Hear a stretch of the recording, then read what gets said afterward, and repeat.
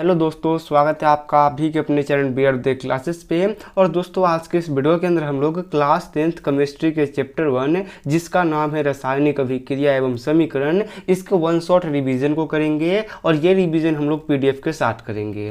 तो इस रिवीजन से जो होगा ये दो टाइप के स्टूडेंट को फायदा होगा।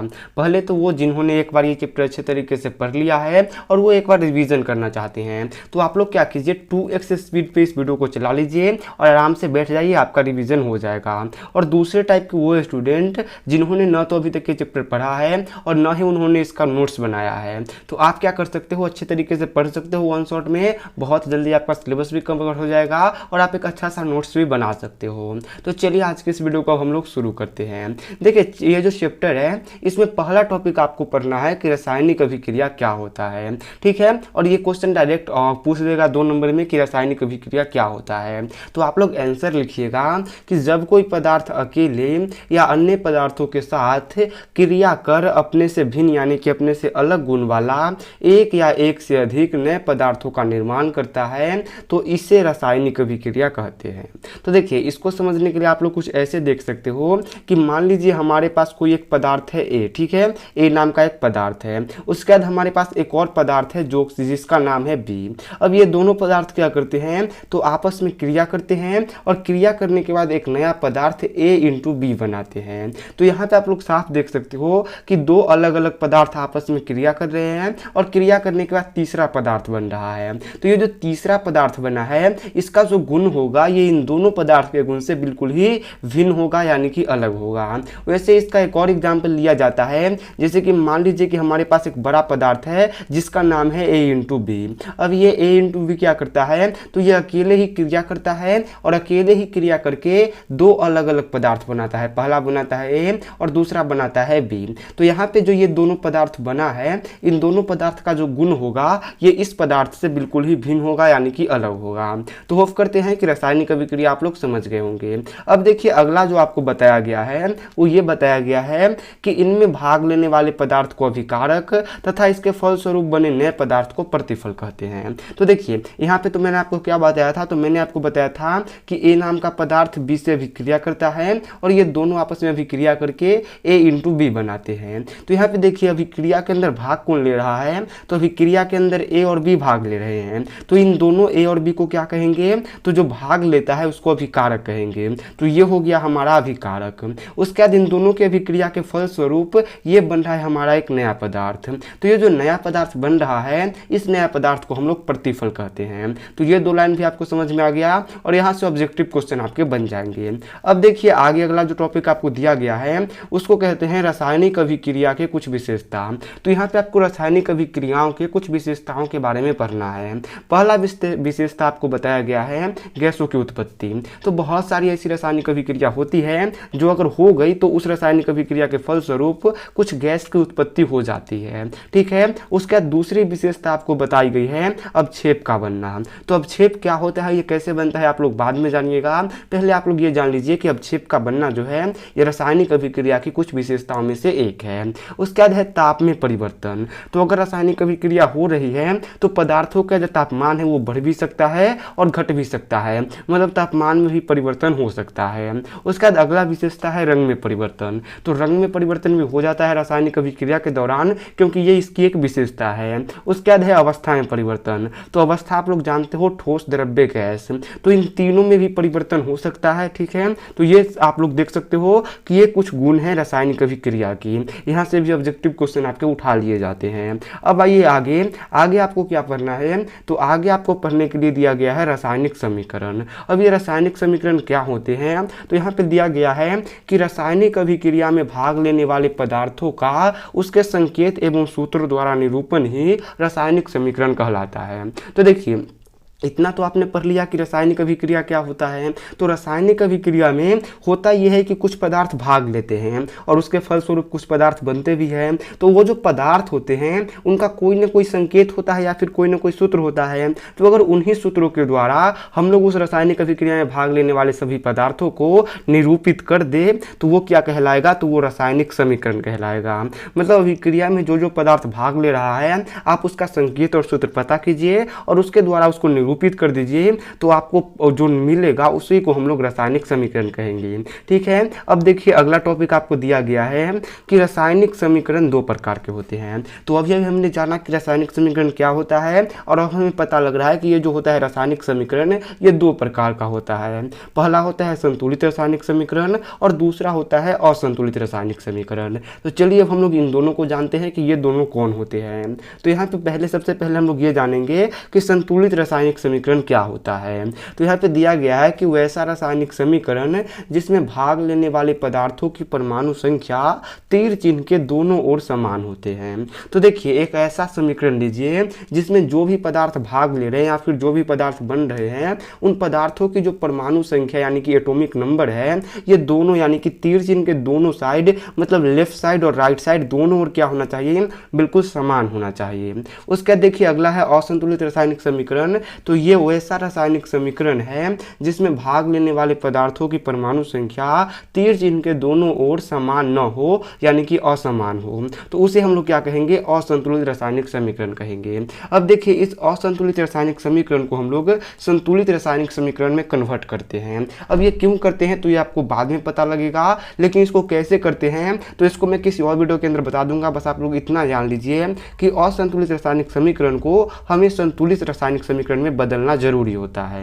ठीक है, उसके बाद जाइए नेक्स्ट क्वेश्चन पे। तो यहाँ पे आपको एक नोट दिया गया है और नोट क्या है, तो नोट ये है कि साग सब्जी का विघटित होकर कंपोस्ट बनना एक ऊष्माक्षेपीय अभिक्रिया है। तो देखिए जितने भी साग सब्जी होते हैं ये विघटित होकर के अगर कंपोस्ट बनते हैं तो ये जो अभिक्रिया होता है ये एक प्रकार का ऊष्माक्षेपीय अभिक्रिया होता है। और कई बार ऑब्जेक्टिव में ये क्वेश्चन पूछा गया है कि साग सब्जियों का विघटित होकर कंपोस्ट बनना एक कैसी अभिक्रिया है, तो आप लोग आंसर दोगे कि ये एक प्रकार का ऊष्माक्षेपीय अभिक्रिया है। तो यहाँ से एक ऑब्जेक्टिव बनेगा, इसलिए मैंने इसको नोट में डाल दिया है।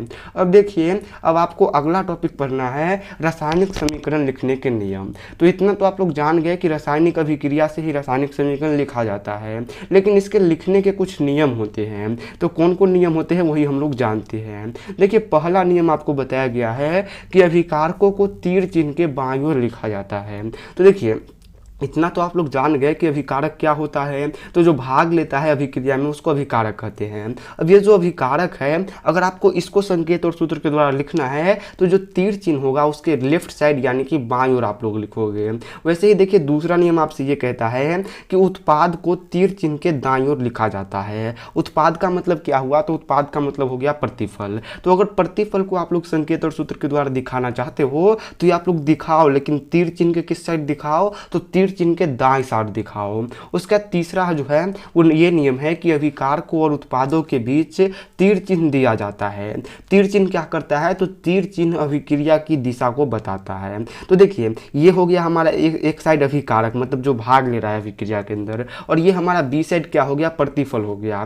तो इन दोनों के बीच आपको क्या करना है, एक तीर का चिन्ह देना है। और ये जो तीर का चिन्ह होगा ये आपको ये बताएगा कि जो अभिक्रिया है ये किस ओर से किस ओर हो रहा है। जैसे ये जो हमारा तीर का चिन्ह है ये आपको बता रहा है कि जो विक्रिया है ये इस साइड से लेकर के इस साइड तक जा रहा है। और आपको ये भी ध्यान रखना है कि जो तीर चिन्ह होगा इसके लेफ्ट साइड यानी कि बाईं ओर आपको अभिकारक को लिखना है और इसके दाईं ओर आपको प्रतिफल को लिखना है। ठीक है, उसके बाद देखिए अगला आपसे ये कहता है कि अभिकारक या उत्पाद अगर एक से अधिक हो तो उनके बीच धन यानी कि प्लस का चिन्ह का उपयोग किया जाता है। तो देखिए मान लीजिए कि आपके पास दो अभिकारक है यानी कि दो पदार्थ अभिक्रिया में भाग ले रहे हैं। तो पहला पदार्थ क्या है, ए है, और दूसरा पदार्थ क्या है, बी है। तो इन दोनों के बीच आपको क्या देना है, प्लस का चिन्ह देना है। उसके बाद आपको तीर का चिन्ह बनाना है और तीर के चिन्ह के राइट साइड यानी कि दाईं ओर आपको क्या लिखना है, प्रतिफल लिखना है। तो मान लीजिए कि आपका पहला प्रतिफल सी है और दूसरा प्रतिफल क्या है, डी है। तो इन दोनों के बीच भी आप लोग तीर का चिन्ह दोगे। तो यही होगा 4 नियम। इन 4 नियम का यूज करके आप लोग किसी भी रासायनिक अभिक्रिया को समीकरण में लिख सकते हो। अब आ जाइए आगे आपको एक नोट दिया गया है। नोट क्या है, तो नोट यह है कि यह तीर चिन्ह यह बताता है कि अभिक्रिया किस दिशा में हो रही है। तो ये तो मैंने आपको पहले ही बता दिया कि जो तीर का चिन्ह होता है यह बताता है कि अभिक्रिया किस दिशा से किस दिशा में हो रही है। उसके बाद आ जाइए अगले प्रकार पे। तो आगे आपको एक मेन टॉपिक पढ़ना है। टॉपिक का नाम है विभिन्न प्रकार की रासायनिक अभिक्रिया। तो आपको यहाँ से पढ़ना है अलग अलग प्रकार की जो रासायनिक अभिक्रिया होती है उसके बारे में। तो यहाँ पे सबसे पहले आपको बताया गया है कि रासायनिक अभिक्रिया को उनके गुण के आधार पे अनेक भाग में बांटा गया है। तो गुण के आधार पे हम लोगों ने रासायनिक अभिक्रिया को अलग अलग भाग में बांट दिया है। वो कौन कौन से हैं, तो देखिए पहला प्रकार का जो होता है वो होता है संयोजन अभिक्रिया। अब संयोजन अभिक्रिया क्या होता है, तो वैसी रासायनिक अभिक्रिया जिसमें दो या दो से अधिक पदार्थ परस्पर संयोग करके अपने से भिन्न गुण वाला एक नए पदार्थ का निर्माण करता है, तो उसे हम लोग क्या कहेंगे, उसे हम लोग संयोजन अभिक्रिया कहेंगे। तो देखिए इसमें आपको सिंपल सा ये बोला जाता है कि एक ऐसा अभिक्रिया हो जिसमें दो अलग अलग पदार्थ, मान लीजिए कि पहला पदार्थ ए है और दूसरा पदार्थ बी है, तो ये दोनों आपस में परस्पर संयोग यानी कि जुड़कर एक नया पदार्थ का निर्माण करे और नया पदार्थ का गुण क्या होगा, तो इन दोनों से अलग होगा। तो ये तो मैंने शुरू में ही आपको बता दिया था ये वाला एग्जाम्पल। अब आप लोग यहाँ पे देखिए, अब आप लोग जैसे कि इसके एग्जाम्पल में आप लोग क्या लिख सकते हो, तो जैसे कि जो हाइड्रोजन होता है ये क्या करता है, ऑक्सीजन से अभिक्रिया करता है, और अभिक्रिया करने के बाद आपको पता है ये क्या बनाता है, तो अभिक्रिया करने के बाद ये H2O बनाता है। क्या बनाता है ये, तो ये H2O बनाता है। तो ये आप लोग देख सकते हो कि दो पदार्थ जुड़ करके एक पदार्थ बना रहा है, और ये H2O का गुण जो होता है ये इन दोनों के गुण से अलग होता है। तो ये आपको समझ में आ गया होगा। उसके बाद देखिए अगला प्रकार का जो अभिक्रिया है वो है वियोजन अभिक्रिया। अब ये वियोजन क्या होता है, तो ये संयोजन का बिल्कुल उल्टा होता है। और क्या होता है, तो यहाँ पे दिया गया है कि वैसी रासायनिक अभिक्रिया जिसमें एक बड़े यौगिक के अणु टूटकर दो या दो से अधिक सरल यौगिक के निर्माण करते हैं। तो ये बिल्कुल वैसे ही जैसे कि मैंने आपको एग्जांपल में बताया था कि मान लीजिए कि एक बड़ा यौगिक है। बड़ा यौगिक क्या है, तो A × B जो है एक प्रकार का बड़ा यौगिक है।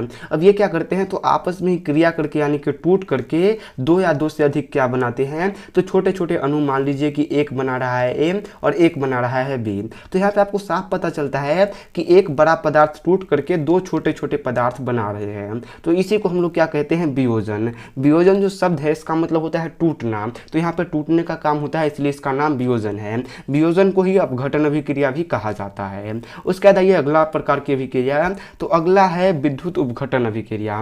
विद्युत अपघटन मतलब विद्युत वियोजन। तो यहाँ पे दिया गया है कि वैसी अभिक्रिया जिसमें पदार्थों का अपघटन जल की उपस्थिति में विद्युत धारा के प्रयोग से किया जाता है, विद्युत अपघटन कहलाता है। तो देखिए एक ऐसा अभिक्रिया जिसमें कोई भी पदार्थ, मान लीजिए कि हमारे पास कोई एक पदार्थ है, ठीक है, मान लीजिए कि एक हमारे पास क्या है, तो एक लोहा का ये ऑक्साइड है, ठीक है, ये लोहा के ऑक्साइड का एक टुकड़ा है। अब इस ऑक्साइड को हम लोग क्या करेंगे, तो इस ऑक्साइड को हम लोग इस प्रकार एक जल के टंकी में डाल देंगे। इधर से हम लोग प्लस का यानी कि कैथोड बनाएंगे और इधर से हम लोग एनोड बनाएंगे, और जब धारा इसमें प्रवाहित करेंगे तो यहाँ से जो ऑक्सीजन है ये आ जाएगा किस पे, तो ये आ जाएगा कैथोड पे और ये आ जाएगा एनोड पे। और इस प्रकार हम लोग देखेंगे कि ये पदार्थ क्या है, तो टूट रहा है यानी कि अपघटन हो रहा है। तो इस प्रकार का जो इतना भी अभिक्रिया होता है उसको वैद्युत अपघटन कहते हैं। मतलब विद्युत के द्वारा किसी पदार्थ को तोड़ना ही वैद्युत अपघटन कहलाता है, ठीक है। उसका देखिए अगला अभिक्रिया है एकल विस्थापन अभिक्रिया। इसको सिंपल सा आप लोग विस्थापन अभिक्रिया भी कह सकते हो, ठीक है। और ये इंपॉर्टेंट अभिक्रिया है। और ये क्या होता है, तो वैसी रासायनिक अभिक्रिया जिसमें कम क्रियाशील परमाणु या परमाणु के समूह को अधिक क्रियाशील परमाणु द्वारा उनके यौगिक से विस्थापित कर दिया जाता है। तो देखिए ये एक प्रकार का ऐसा अभिक्रिया होता है जिसमें जो कम क्रियाशील परमाणु होते हैं या फिर जो परमाणु के समूह होते हैं उनको जो अधिक क्रियाशील परमाणु का समूह होता है उसके द्वारा ये उसके यौगिक से बाहर निकाल देते हैं यानी कि विस्थापित कर देते हैं। जैसे कि अगर एग्जाम्पल की बात किया जाए तो एग्जाम्पल की बात आप लोग ऐसे देख सकते हो कि हमारे पास क्या है, तो हमारे पास आप लोग देखिए ZnSO4 है, ZnSO4 है। अब ये जो Zn है SO4 है इसके साथ क्या करेगा, लोहा अभिक्रिया करेगा। और ये जो लोहा है ये जिंक के परमाणु से अधिक अभिक्रियाशील है। तो ये लोहा अधिक क्रियाशील है तो ये इसके परमाणु या फिर परमाणु को समूह को इसका जो यौगिक है इससे हटा करके और फिर क्या बनाएगा, तो ये बनाएगा FeSO4। क्या बनाएगा, FeSO4 और प्लस में इधर Zn को बाहर फेंक देगा, ठीक है। तो इसको आप लोग अच्छे तरीके से समझ सकते हो, आपके बुक में भी एग्जाम्पल दिया होगा। उसका देखिए अगला आपसे कह रहा है उभय विस्थापन अभिक्रिया, ठीक है। इसको द्विविस्थापन अभिक्रिया भी कहते हैं। और ये क्या होता है, तो ये वो होता है जैसे कि वैसी अभिक्रिया जिसमें दो या दो से दो यौगिक अपने परमाणुओं के फेरबदल यानी कि बदल फेर करते हैं, मतलब लेन देन करते हैं, कर दो नए यौगिक का निर्माण करते हैं। तो इसको आप लोग कुछ ऐसे समझ सकते हो कि मान लीजिए कि हमारे पास पहला यौगिक क्या है, तो पहला यौगिक हमारे पास है A/B, ठीक है। उसके बाद हमारे पास एक और यौगिक है जो कि है CD, क्या है CD। अब ये दोनों क्या करते हैं, आपस में अभिक्रिया करते हैं, और अभिक्रिया के दौरान ये लोग क्या करते हैं, तो ये जो पहला यौगिक है ये अपने B को इसमें दे देता है, और ये जो दूसरा यौगिक है ये अपने D को इसमें दे देता है। और अभिक्रिया करने के बाद ये लोग क्या बनाते हैं, तो ये पहला वाला पदार्थ अपने B को हटा करके D को लेता है, मतलब AD बन जाएगा, और दूसरा पदार्थ अपने D को हटा करके B को लेता है, तो यहाँ से ये CD बन जाएगा।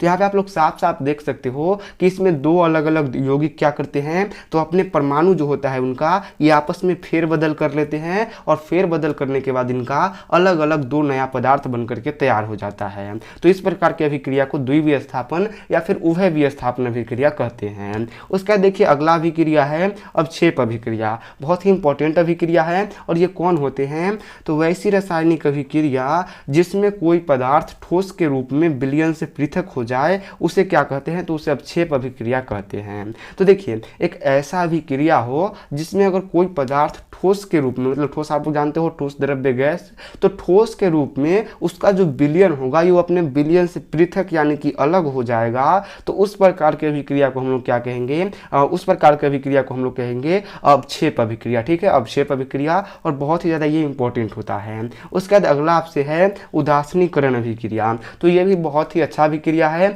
और इसको आप लोग चैप्टर 2 के अंदर ही पढ़ोगे। तो देखो ये उदासीनीकरण अभिक्रिया क्या होता है, तो जब अम्ल और भस्म की अभिक्रिया होती है तो लवण और जल बनता है, इस अभिक्रिया को ही उदासीनीकरण अभिक्रिया कहते हैं। तो देखिए आप लोग सिंपल सा जान लीजिए कि अगर आपके पास कोई अम्ल है, ठीक है, कोई भी अम्ल हो सकता है, और अगर आपके पास कोई भस्म है, आप क्या करते हो, अम्ल और भस्म दोनों की अभिक्रिया कराते हो। तो अभिक्रिया करने के बाद क्या होगा, अभिक्रिया करने के बाद होगा ये कि एक लवण बनेगा, और लवण के साथ साथ आपको एक जल मिलेगा।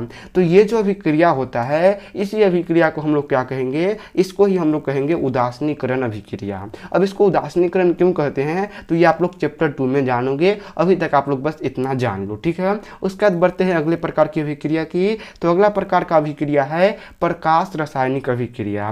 ये क्या होता है, तो वैसी रासायनिक अभिक्रिया जो प्रकाश के उपस्थिति में होता है उसको प्रकाश रासायनिक अभिक्रिया कहते हैं। तो देखिए जितना भी अभिक्रिया है जो प्रकाश के उपस्थिति में होता है, मतलब अगर प्रकाश न रहे तो अभिक्रिया नहीं होगा, अगर प्रकाश रहे तभी वो अभिक्रिया होगा, तो उन सभी अभिक्रिया को क्या कहेंगे, प्रकाश रासायनिक अभिक्रिया कहेंगे।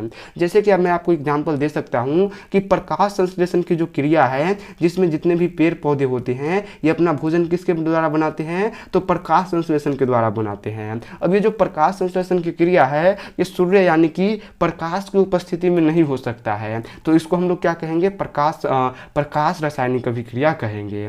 उसके बाद ये दो और इंपॉर्टेंट अभिक्रिया है जिसका नाम है ऑक्सीकरण अभिक्रिया। ऑक्सीकरण क्या होता है, तो ऑक्सीकरण अभिक्रिया जो होता है ये वैसी अभिक्रिया होती है जिसमें सबसे पहले हाइड्रोजन का ह्रास होना चाहिए, दूसरा ऑक्सीजन का योग हो, तीसरा इलेक्ट्रॉन का त्याग हो। तो देखिए एक ऐसा अभिक्रिया हो जिसमें सबसे पहला काम क्या हो, तो पहला काम जो पदार्थ है वो ये करे कि हाइड्रोजन का ह्रास यानी कि हाइड्रोजन की कमी हो। उसके बाद दूसरा काम ये हो कि उसमें हाइड्रोजन की कमी हो और ऑक्सीजन की वृद्धि यानी कि योग हो। और तीसरा काम ये हो कि जो इलेक्ट्रॉन होते हैं उसको क्या करे, पदार्थ त्याग करे। तो अगर तीनों चीज़ एक साथ पाया जाता है तो उसको हम लोग क्या कहते हैं, ऑक्सीकरण अभिक्रिया। और अगर इन तीनों में से कोई एक चीज़ भी पाया गया, जैसे कि मान लीजिए कि ऑक्सीजन का योग नहीं हुआ, इलेक्ट्रॉन का त्याग भी नहीं हुआ, लेकिन अगर हाइड्रोजन का ह्रास हो रहा है तो वो ऑक्सीकरण अभिक्रिया है। उसी प्रकार अगर हाइड्रोजन का ह्रास नहीं हो, इलेक्ट्रॉन का त्याग भी नहीं हो, लेकिन अगर ऑक्सीजन का योग हो रहा है तो भी क्या होगा, वो ऑक्सीकरण। उसी प्रकार अगर इलेक्ट्रॉन का त्याग हो और ये दोनों नहीं हो तो भी क्या होगा, वो ऑक्सीकरण अभिक्रिया होगा।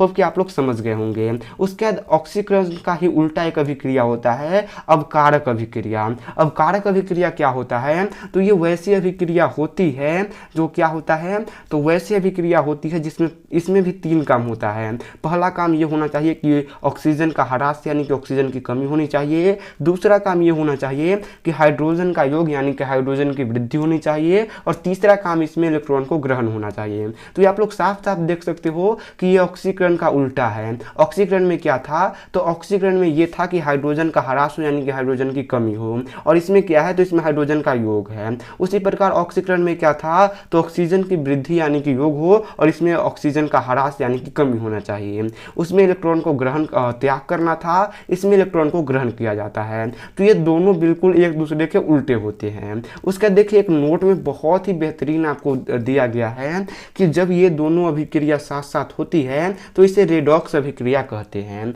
तो ये क्वेश्चन कम से कम 3-4 बार आपके एग्जाम में पूछा गया है कि रेडॉक्स अभिक्रिया किसे कहते हैं। तो आप लोग कहिएगा कि ऑक्सीकरण और अवकरण अभिक्रिया जब साथ साथ होती है तो इसे ही रेडॉक्स अभिक्रिया कहते हैं। ठीक है, उसके बाद जाइए अगला। तो अगला आपको टॉपिक दिया गया है दैनिक जीवन में ऑक्सीकरण व अवकरण के प्रभाव। तो हमारा जो दैनिक मतलब दैनिक मतलब क्या, तो दिन भर का जो जीवन है हम लोगों का, उसमें ऑक्सीकरण और अवकरण जो होता है उसका हम लोगों पर क्या क्या प्रभाव पड़ता है वो अब हमें पढ़ना है। तो देखिए पहला प्रभाव पड़ता है भोजन का पचना। तो भोजन का जो पचना है ये किस कारण होता है, तो ये ऑक्सीकरण के कारण होता है। कैसे होता है, तो भोजन के पाचन के बाद भोजन ग्लूकोज के रूप में शरीर के विभिन्न अंग के रूप में अंगों में जमा हो जाते हैं, जिसका विखंडन CO2 यानी कि ऑक्सीजन के द्वारा होता है। इसके फलस्वरूप CO2 और ऊर्जा बनता है। तो देखिए ये होता है कि जब हम लोग भोजन करते हैं तो भोजन का क्या होता है, पाचन होता है, और पाचन होने के बाद क्या होता है, भोजन जो है ये ग्लूकोज यानी कि C6H12O6 के रूप में क्या होता है, तो शरीर का अलग अलग अंग में जाकर के जमा हो जाता है। और वो जो ग्लूकोज है उसको तोड़ने का काम कौन करता है, तो हम लोग जो सांस लेते हैं ऑक्सीजन को, वो उसको तोड़ने का काम करता है। अब ऑक्सीजन क्या करता है, ग्लूकोज को तोड़ता है।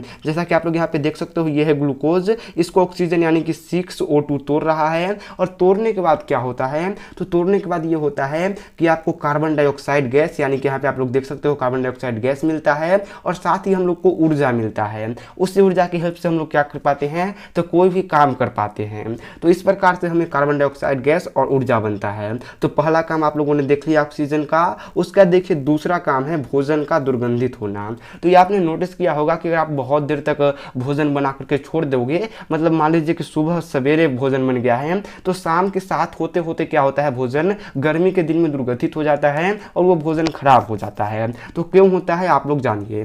तो जब तेलीय भोजन को लंबे समय तक खुली हवा में छोड़ दिया जाता है तो वह ऑक्सीजन से अभिक्रिया कर अम्ल बनाता है। इसी अम्ल के कारण भोजन दुर्गंधित हो जाता है। तो देखिए जब अगर कोई तेलीय भोजन है, इसको आप लंबे समय तक खुली हवा में छोड़ दोगे तो ये क्या करेगा, वायुमंडल में उपस्थित ऑक्सीजन से अभिक्रिया करेगा, और जब ये दोनों अभिक्रिया करेंगे तो बनेगा अम्ल। अब ये जो अम्ल है ये खट्टा होता है, और जब ये खट्टा होता है तो भोजन दुर्गंधित हो जाता है और भोजन का स्वाद भी खट्टा पड़ जाता है। तो इस प्रकार से ये हो गया दूसरा प्रभाव। उसका तीसरा प्रभाव है संक्षारण।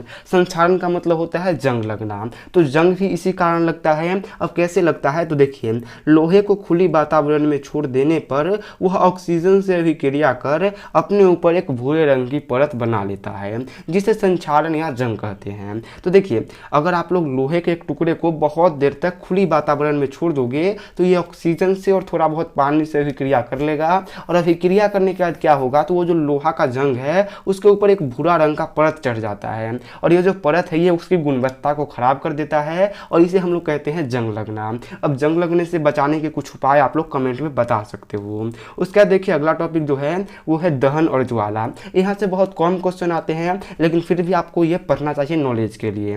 तो देखिए सबसे पहले अगर हम लोग बात करें कि दहन क्या होता है, तो किसी भी पदार्थ को ऑक्सीजन की उपस्थिति में जलाने पर ऊष्मा और प्रकाश निकलता है, इस क्रिया को ही दहन कहते हैं। तो देखिए कोई भी पदार्थ है, इसको अगर आप लोग ऑक्सीजन की उपस्थिति में जलाते हो तो आपको क्या मिलेगा, आपको थोड़ा बहुत ऊष्मा मिलेगा यानी कि गर्मी मिलेगा, और आपको प्रकाश मिलेगा। और ये जो अभिक्रिया आप लोग करा रहे हो इसी को तो ये हम लोग दहन कहते हैं। मतलब कोई भी पदार्थ लीजिए, अगर ऑक्सीजन उपस्थित है उसके स्थिति में आप लोग जलाइए तो आपको 2 चीज़ मिलेगा और इसे ही दहन कहेंगे। इसको ज़्यादा समझाने की जरूरत नहीं है, आप लोग दिन भर इसे देखते ही रहते हो। उसके बाद यहाँ पे आपको ये बताया गया है कि वैसा पदार्थ जो जल नहीं सकता अदहनशील पदार्थ कहलाते हैं। तो देखिए बहुत सारे ऐसे पदार्थ होते हैं जो जल नहीं सकते, जैसे कि सीमेंट होता है वो जल नहीं सकता, तो ये सब पदार्थ क्या हो जाएगा, अदहनशील पदार्थ हो जाएगा। ठीक है, उसके बाद आगे आपको ये बताया गया है कि दहन के लिए आवश्यक शर्तें, मतलब अगर आपको आग लगाना है या फिर दहन करना है तो उसके लिए किस किस शर्त को आपको पालन करना होगा। तो पहला शर्त है दहनशील पदार्थ की उपस्थिति। तो मान लीजिए कि आपके पास एक ऐसा पदार्थ है जो कभी जल ही नहीं सकता, तो आप यहाँ पे दहन की क्रिया नहीं कर सकते। तो दहन की क्रिया करने के लिए पहला शर्त क्या है कि आपके पास कोई भी एक दहनशील पदार्थ होना चाहिए। जैसे कि मान लीजिए कि आपके पास एक लकड़ी है, ठीक है, लकड़ी कुछ इस प्रकार का आपका बन जाएगा, ये हमारे पास एक लकड़ी है। उसके बाद नेक्स्ट है दहन के पोषक तत्वों की उपस्थिति। तो देखिए इतना तो आप लोग बचपन से ही पढ़े होंगे कि बिना ऑक्सीजन के कोई भी जो आग जलने की क्रिया है ये नहीं हो सकती। तो ये सब क्या हो जाएंगे, दहन के पोषक तत्व हो जाएंगे। तो अगर ऑक्सीजन वगैरह रहेगा यानी कि दहन के पोषक तत्व रहेंगे तभी दहन हो पाएगा। उसका तीसरा है ज्वलन ताप की प्राप्ति। अब ज्वलन ताप क्या होता है तो ये आप लोग आगे जानोगे। यहाँ पे आप लोग जान लो कि बिना ज्वलन ताप की प्राप्ति कोई भी पदार्थ नहीं जल सकता है। ठीक है, तो ये आप लोग को शर्त हो गया। अब हम लोग देखते हैं कि ज्वलन ताप क्या होता है। तो देखिए लास्ट टॉपिक है आपका ज्वलन ताप, और ज्वलन ताप में आपको बताया गया है कि वह ताप जिस पर कोई पदार्थ जलना प्रारंभ कर दे उस पदार्थ को हम लोग क्या कहेंगे, तो उसको उसके ज्वलन ताप कहेंगे। अलग अलग पदार्थों की ज्वलन ताप अलग अलग होती है। तो देखिए इसको आप लोग ऐसे समझिए कि मान लीजिए कि क्या है, ठंड का दिन है और यहाँ पे क्या है, तो एक प्रकार का मैं आपको बताता हूँ। यहाँ पे हम लोगों ने एक प्रकार का लकड़ी रख रखा है। अब इस लकड़ी को हम लोग आग लगाना चाहते हैं, तो आग ये कब पकड़ेगा, तो थोड़ा सा जब इसको गर्म करोगे, जैसे कि माचिस वगैरह होता है ठंड के दिन में, उसको थोड़ा बहुत रगड़ रगड़ कर गर्म किया जाता है। और गर्म करने के बाद क्या होता है, तो वो अपने ज्वलन ताप पर पहुँच जाता है। मान लीजिए कि उसका ज्वलन ताप क्या है, तो उसका ज्वलन ताप 25 डिग्री है। मतलब 25 डिग्री जैसे ही तापमान होगा तो वो जलना शुरू कर देगा। तो हम लोग क्या करते हैं, उसको रगड़ रगड़ कर 25 डिग्री तक लाते हैं और जैसे ही 25 डिग्री तक आता है वो जलना शुरू कर देता है। वैसे अगर बात करें कागज़ की, तो कागज़ जो होता है इसका ज्वलन ताप बहुत कम होता है। मान लीजिए कि इसको अगर आप लोग 20 डिग्री के तापमान भी रखते हो और अगर लेंस से एक जगह फोकस करते हो तो ये जलना शुरू हो जाएगा। और वैसे ही अगर बात करें लकड़ी की, तो उसका ज्वलन ताप हाई होता है। मतलब उसको जलाने के लिए आपको बहुत ज़्यादा तापमान की, ऊंचाई की ज़रूरत होगी। ठीक है, तो ये आप लोग को समझ में आ गया। और दोस्तों आपका चैप्टर भी समाप्त हो गया। कैसा लगा आप लोग को वीडियो, आप लोग कमेंट करके बता सकते हो। ऐसे वीडियो देखने के लिए आप लोग चैनल को सब्सक्राइब कर सकते हो, अपने दोस्तों के साथ शेयर करो। और चलिए आज के इस वीडियो को हम लोग यहीं पे एंड करते हैं।